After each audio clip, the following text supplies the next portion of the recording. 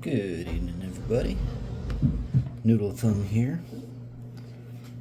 A little break from my usual habits today because I just picked this and then gutted it and don't like the video that resulted from that. I decided I'm going to assemble and then pick, which is a little unusual for me. The reason being, I often don't know how long it's going to take me to pick something, and when I make a video, I want to be relatively sure that I can make a video of a reasonable length. Well, I'm just gonna take a flyer tonight. You know what? I didn't show you the pins. Okay. Already starting off strong. Okay. So I put one spring in there. I guess I'll just take it out. An earlier me in my lockpicking days would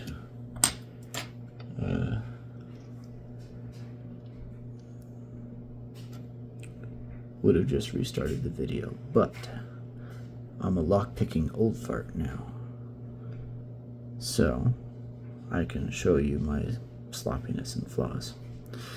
So as you can see, this is a pin-in-pin lock. It's a Mul-T-Lock with serrated drivers, brown belt lock, which when I purchased it I thought was a blue belt lock. It's keyless, which caused me problems because I couldn't figure out why the heck this lock was so dang hard for me. Let's see. There's nothing special to see here. The chambers are not threaded or countermilled or anything like that. Same with the core. Nothing fancy. Anyhow, I got this keyless, figuring it's a blue belt lock, be fine. It'll be kind of just a fun lock to mess around with a little bit. Well, I picked on it for a while, and I couldn't, it felt weird. Wasn't getting any feedback that I could really decipher. Certainly wasn't anything like my other Mul-T-Locks. And after a few different picking sessions that were, pretty short, but substantial, I was still not getting much that I could decipher. I would get a click and a little bit of core movement sometimes, but then not others, and I just got frustrated and I said, you know what, I'm just going to shim pick it and have a look in here and see why it's not making sense to my hands. Well, I gutted it, and it took me a while actually to shim pick it, and my first clue that something was different, well, my first clue about what was different was that while I was shim picking it, I could feel that the drivers were not smooth. So that means either they're spooled,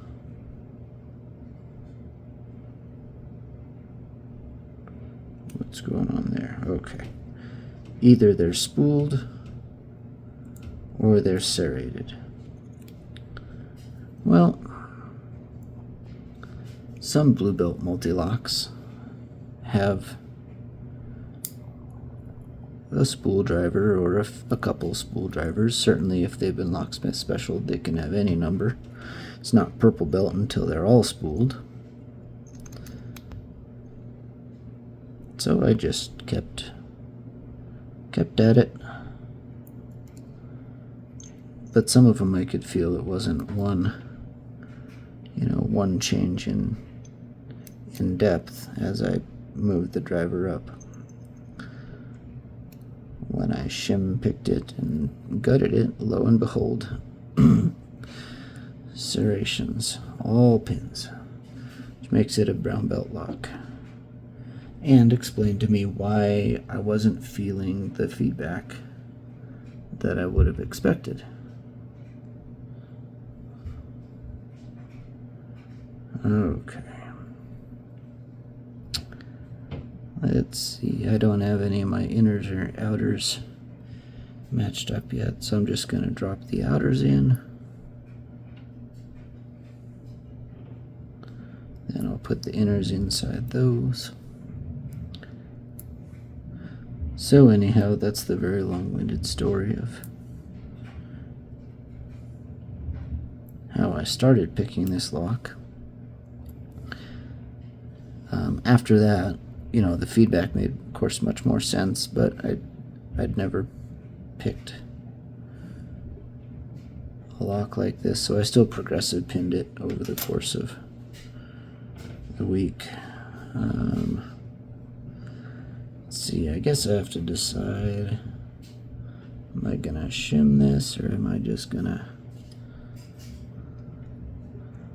send it?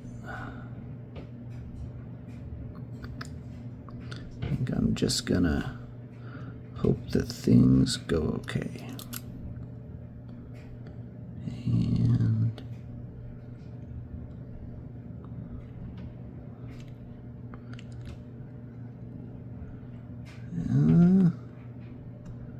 things may not be going okay. Nope, they went okay-ish. That bumpy core can cause, well, it can make it hard to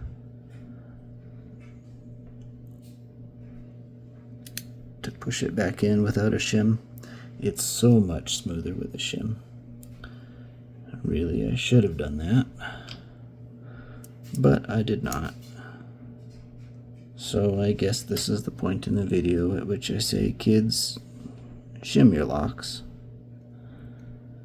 It really is better practice. Really best practice, but there are a number of locks that really don't need shims. That this is one where you should. So do as I say, not as I do. All right.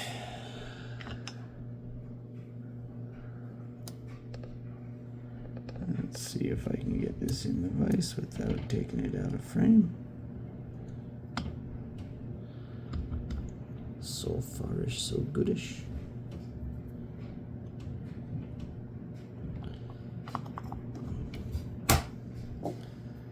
Let's get a little bit better view for you on that.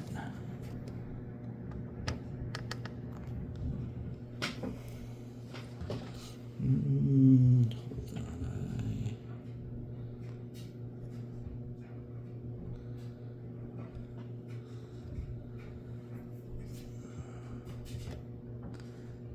Okay, let my camera decide what it likes for lighting balance and all that.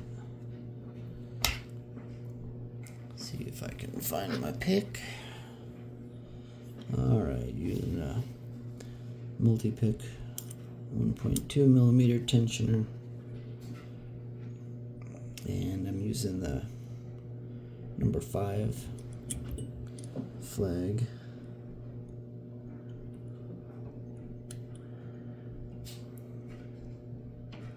I do not like that lighting.